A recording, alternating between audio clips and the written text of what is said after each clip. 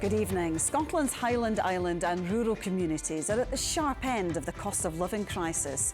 For years they've had to cope with higher energy costs, but now these are becoming unmanageable. For tonight's first report, Brandon Cook went to the Western Isles, where most households aren't connected to mains gas and have to rely on expensive alternatives to heat their homes.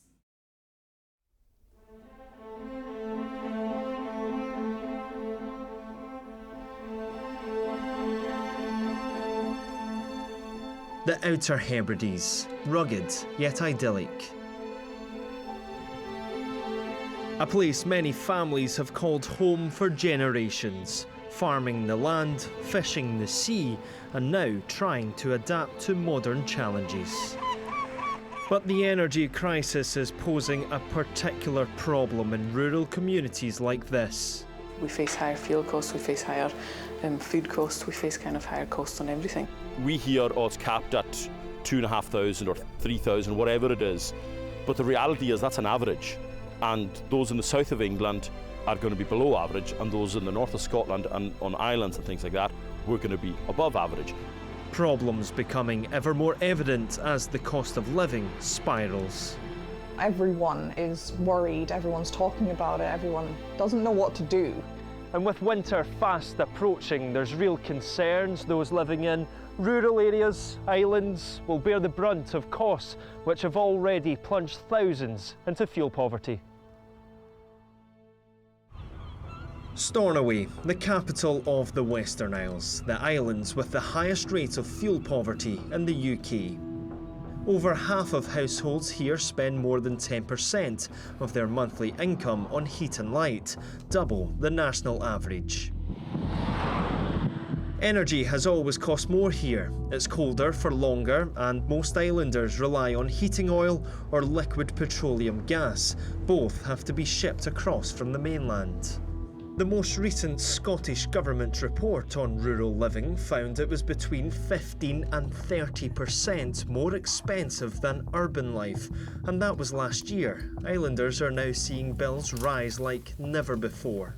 It's definitely taken a knock recently. I think our bills tripled since moving in here. Michael and partner Tabitha moved to this flat near the centre of Stornoway from the mainland with their 3 children.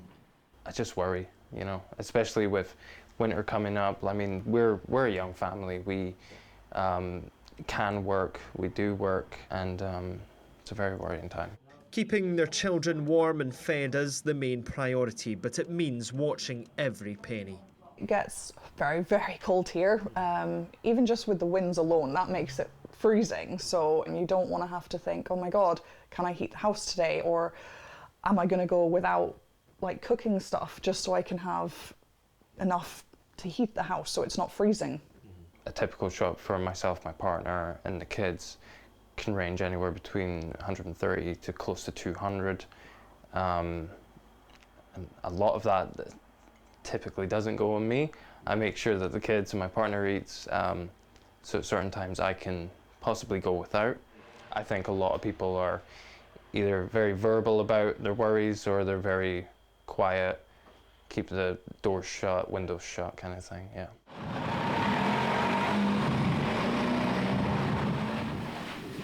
Kirsty's team at Tyne Isha Gal, a local housing charity, have been coping with a surge of islanders seeking advice.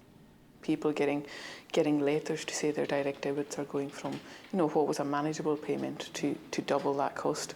We've got people who are in quite extreme debts, quite kind of concerned about how they pay off them debts with the price of heating going up.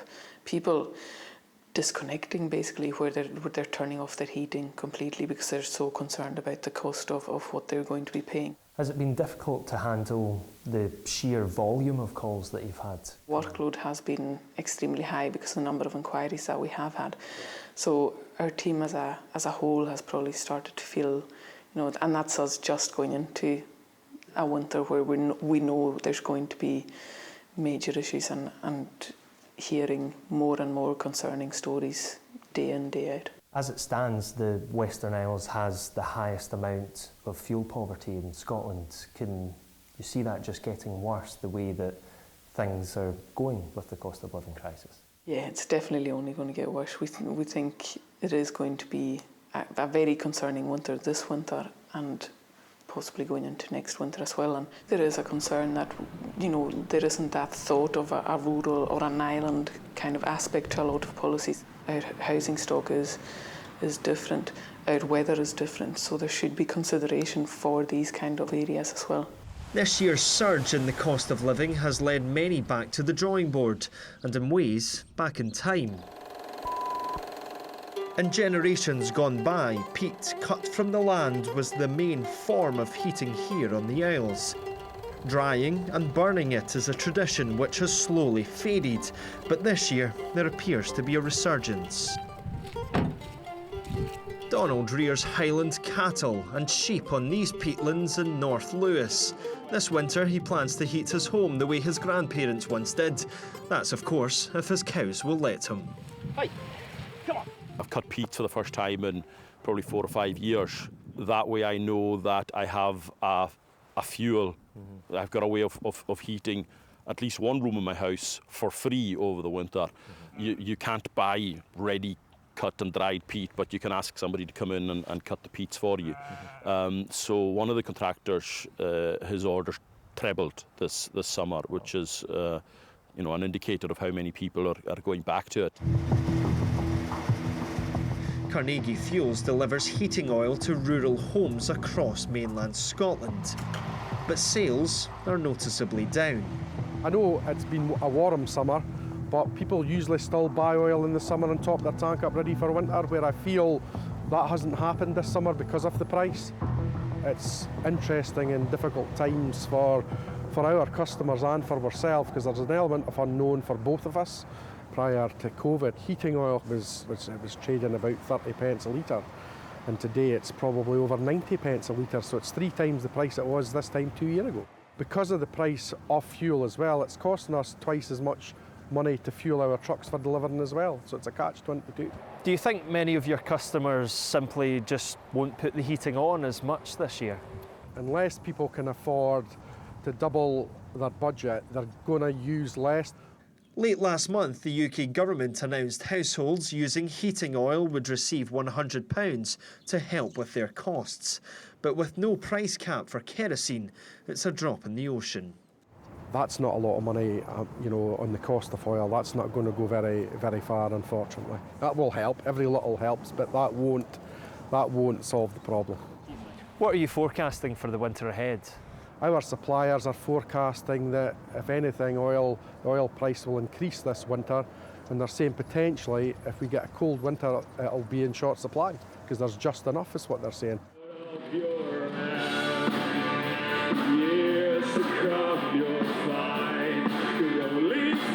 But just how are some people feeling at the moment?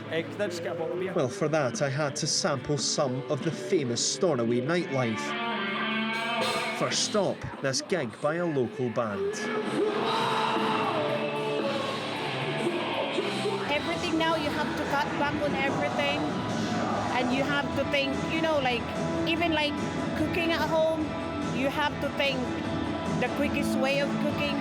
Weekends used to be really busy in the islands, and a lot of people going out. Now people are just staying in the houses, understandably so, because the money's tight. So I understand why they're doing it, but it will affect all the community as a whole, basically. People have to save money some way to pay for the fuel and food. It's quite scary. I feel for the older folk as well, though. Across town, and this pub has just opened a swanky cocktail bar in what was once a storage room.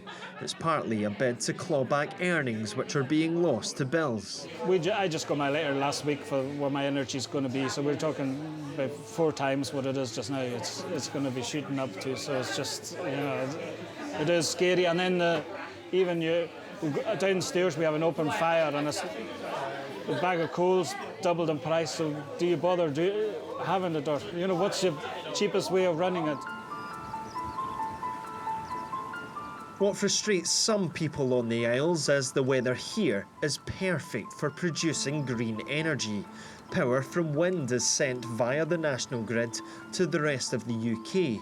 The local council would like the area to play an even greater part and believe there is a way for communities here to benefit. I think it's one of the things we discuss with the energy companies who are looking to put the turbines up is community benefit, and we have like a local energy company. We're looking to possibly buy the electrons and sell at cheaper rates. So we're passing the savings on to the community. So if we were able to do these things, then it would benefit our community in terms of the economy, but also in terms of being able to address fuel poverty directly. The calls for talks continue, but in the meantime, thousands across Scotland's beautiful rural communities are left counting the costs. We just need to hope that the government will sort of implement things accordingly and make sure that we are heard and a voice is given to island homes and locations. With winter on the horizon, many are preparing for the worst and hoping for the best. The community here is wonderful, and we all look out for each other, and I think it's just about people opening up to it and admitting the worries, I have, and I hope that we can get through this. From the Western Isles, we travel northeast to the Shetland Islands, where